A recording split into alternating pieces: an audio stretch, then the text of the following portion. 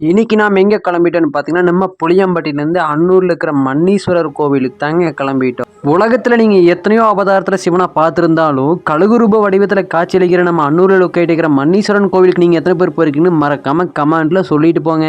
முன்னொரு காலத்தில் பார்த்தீங்கன்னா, வள்ளிவனம்னு சொல்லி ஒரு ஏரியா இருந்திருக்குங்க. அந்த வள்ளிவனத்தில் வந்து வேடன்னு சொல்லி பார்த்தீங்கன்னா, வயிற்று பசிக்காக காட்டுகளை வந்து ஆயுதங்களை தூக்கிட்டு போய் கிழங்கு தோண்டும் போது கிழங்கை நிலத்தில் ஓங்கி அடித்து தோண்டும் போது ரத்தம் வந்து வேடன் மேலே தெரிச்சதை பார்த்து ராஜாவுக்கு செய்தி அனுப்புனதுக்கு பிறகு பார்த்தீங்கன்னா, அப்பவும் அந்த கிழங்கை எடுக்க முடியவில்லை. ராஜா வந்ததுக்கு பிறகு யானை சங்கிலியெல்லாம் கொண்டு வந்து கட்டி இழுத்ததுக்கு பிறகும் வரவில்லை. வானத்திலிருந்து பெரிய ஒரு இடி இறங்கினதுக்கு பிறகும் பார்த்தீங்கன்னா, அந்த இடத்துல சுயம்பலிங்கமாக மன்னீஸ்வரர் வந்து காட்சியளிக்கிறாருங்க. ராஜாவை மன்னித்து அருள்வாக்களிக்கிறாருங்க.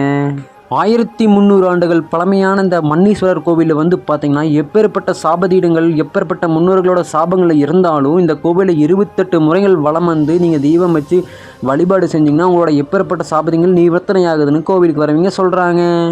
நம்மளோட வாழ்க்கையில் எவ்வளவோ காசு பணங்கள் சம்பாதிச்சாலும் நிம்மதியே இருக்காதுங்க. ஆனால் இந்த மன்னீஸ்வரர் கோவிலில் போய் நம்மளோட பேரில் அர்ச்சனை வச்சுட்டு அவரை பார்த்துட்டு வந்த ஒரு நிம்மதி எப்பவுமே வாழ்நாட்கள் கிடைக்காதுங்க. ஒரு முறையாவது நீங்கள் ஃப்ரீயாக இருந்தால் அந்த மன்னீஸ்வரர் கோவிலுக்கு ஒரு முறையாவது போயிட்டு வாங்க.